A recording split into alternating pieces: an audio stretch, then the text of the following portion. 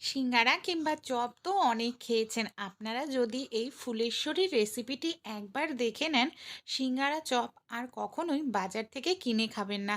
এতটাই অসাধারণ লাগে, ছোট থেকে বড় সবারই কিন্তু মুখে লেগে থাকবে এই রেসিপি। দেখতেও যেরকম সুন্দর, খেতেও কিন্তু অসাধারণ। চলুন তাহলে আজকের রেসিপিটি আমরা দেখে নিই। এখানে আমি নিয়ে নিচ্ছি ময়দা। ময়দাতে পরিমাণ মতো আমি এখানে নুন দিয়ে দিয়েছি, সামান্য একটু কালো জিরে আর একটু রিফাইন তেল দিয়ে ময়দাটাকে খুব ভালো করে আমরা ময়ম দিয়ে নেব।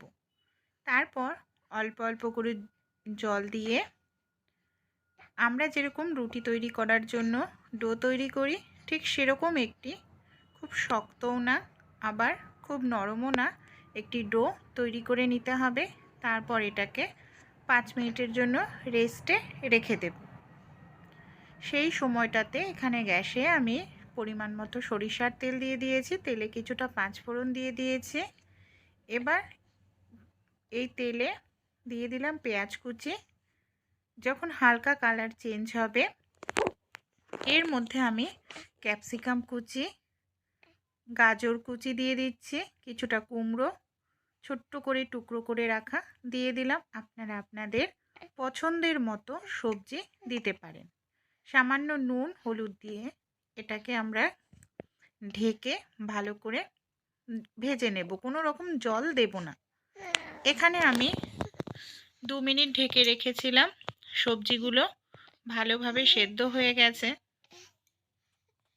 খুব ভালো করে একটু নাড়াচাড়া করে সামান্য লঙ্কার গুঁড়ো, জিরের গুঁড়ো, কিছুটা ধনেপাতা কুচি দিয়ে খুব ভালো করে এটাকে নাড়াচাড়া করে আমাদের মিশিয়ে নিতে হবে। খুন্তি দিয়ে এইভাবে হালকা করে একটু বাড়ি দিলে সবজিগুলো একটু নরম হয়ে যাবে। এই দেখুন, এবার একটি পাত্রের মধ্যে তুলে ঠান্ডা করে নেব। আমাদের ময়দার ডোটা আমরা রেস্টে রেখে দিয়েছিলাম। এবার এটাকে কিচেন স্ল্যাপে নিয়ে এরকম ছোট ছোট করে লেচি কেটে নেব। লেচিটাকে আমি গোল করে নিচ্ছি। তারপর আমরা যেরকম রুটি বেলি, ঠিক সেরকম সামান্য পরিমাণ একটু ময়দা ছিটিয়ে রুটির মতো করে বেলে নিতে হবে। আর পাতলা করে বেলবো, অনেকটাই বড় করব রুটিটাকে। এখানে দেখুন রুটিটাকে আমি বেলে নিয়েছি।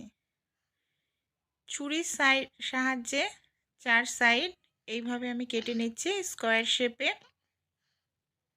সাইডের অংশগুলোকে আবার পরেরটা যখন তৈরি করব রুটি এইভাবে করে নেব।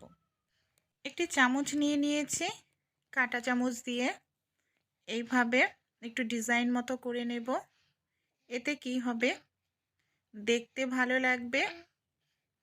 ডিজাইনটা করার পর আমাদের ছুরি দিয়ে একটু কেটে নিতে হবে। ডিজাইনটা যদি একটু হালকা হয় আবারও একটু চাপ দিয়ে ভালো করে ডিজাইনটা করে নিতে হবে। ছুরি দিয়ে এইভাবে আমি কেটে নিচ্ছি। এখানে আমি 6টা টুকরো করে নিচ্ছি। আপনারা 3টে 4টে যতগুলো করতে চান সেই হিসাবে করবেন। যে কেটে নিয়েছি সেই জায়গাগুলোকে এইভাবে আমি আটকে দিচ্ছি। এই দেখুন, সবগুলোকে এইভাবে নিচের অংশটাকে আটকে দেব। এরপর যে পুরটা আমরা রেডি করে নিয়েছিলাম সেই পুরটাকে ঠান্ডা করে নিয়ে লম্বা বরাবর এইভাবে আমাদের দিয়ে দিতে হবে। তারপর কি করব, আমরা এটাকে এইভাবে রোল করতে করতে এগাতে থাকব। এই দেখুন, ঠিক এইভাবেই করতে হবে। তারপর এই যে দুটো সাইড এইভাবে মুড়ে দিচ্ছি, আর দেখুন কত সুন্দর ফুলের একটি ডিজাইন তৈরি হয়ে গেল। এইভাবে আমরা সবগুলো কিন্তু রেডি করে নেব। গ্যাসের ওপর এখানে কড়াইতে আমি তেল দিয়ে দিয়েছি। তেলটাকে ভালো করে গরম করে ফ্লেমটাকে, গ্যাসের ফ্লেম মিডিয়ামে আনব।